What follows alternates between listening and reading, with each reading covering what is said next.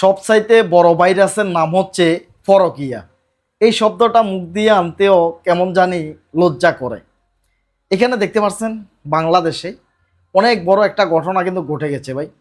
এই মেয়েটা ঘর থেকে বের হয়ে তার স্বামী সংসার রেখে পরকীয়া প্রেমিকের সাথে দীর্ঘ 3টা মাস বিয়ে ছাড়া সংসার করতেছে। বুঝতে পারছেন, তার মানে হচ্ছে তারা অবৈধভাবে মিলামিশা করতেছে। 3টা মাস বাড়িতে বাচ্চা রেখে স্বামী রেখে চলে আসছে আরেকটা পুরুষের কাছে। মেনে নিতে পারবেন? মেনে নেওয়া সম্ভব কোনোদিন? আমাদের এই বাংলাদেশে, আমাদের এই সমাজে কোনো অবস্থায় মেনে নেওয়া সম্ভব? এই কারণে বলছি ভাই, সবচাইতে বড় ভাইরাসের নাম কি? সেটা হচ্ছে পরকীয়া।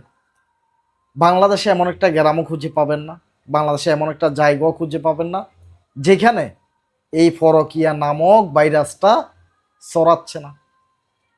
মেয়েটার স্বামী বাচ্চা কাচ্চা সামাল দিতে পারতেছে না। মা চলে গেলে বাচ্চারা কিরকম করে এটা সবাই জানে, আমরা পরিবারে সবাই আমরা বুঝি বাচ্চাগুলো সামাল দেওয়া কতটাই যে কষ্টকর।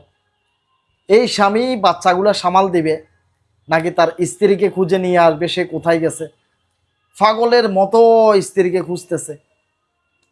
যে জিজ্ঞেস করে করে সে কার সাথে কথা বলতো, কোন আত্মীয় স্বজন রয়েছে, কার সাথে তার মিলামিশা ছিল, এগুলো জানার পরে সন্দেহ করতে করতে যেই ছেলেটার সাথে চলে আসছে দীর্ঘ 3টা মাস অবৈধভাবে মিলামিশা করতেছে, সেই ছেলেটাকে সহকারে ভাড়া একটা বাড়িতে পাইছে।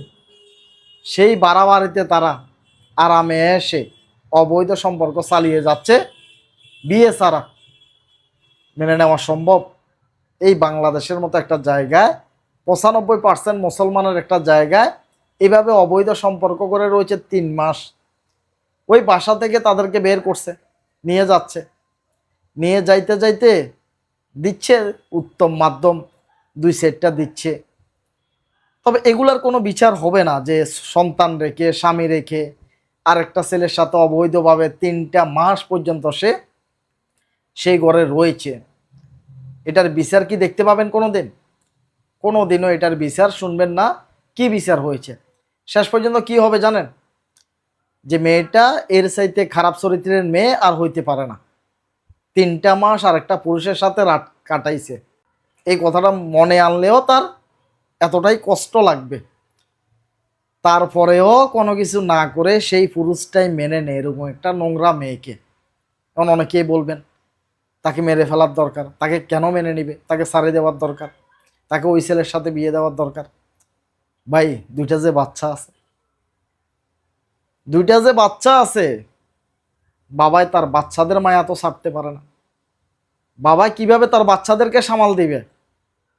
বাচ্চাদেরকে মানুষ করার জন্য, লালন পালন করার জন্য একজন পুরুষ এরকম অবৈধ, এরকম খারাপ চরিত্রের নোংরা একজন মহিলাকে মেনে নিতে বাধ্য হয় শুধুমাত্র বাচ্চাদের কথা চিন্তা করে। বাচ্চাদের কথা চিন্তা করে মেনে নিয়েছে। কোনো বিচার আচার কিচ্ছু হয় নাই, কোনো বিচার আচার নাই। শুধু ছেলেদের মুখের দিকে তাকিয়ে ছেলেদেরকে মানুষ করার জন্য এরকম নোংরা জঘন্য মহিলা মেনে নিতে একজন পুরুষ বাধ্য হয়।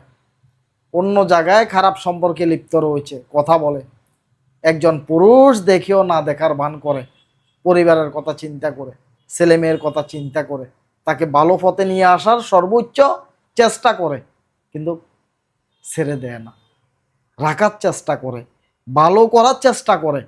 কেন জানেন? ছেলে মেয়ের দিকে তাকিয়ে।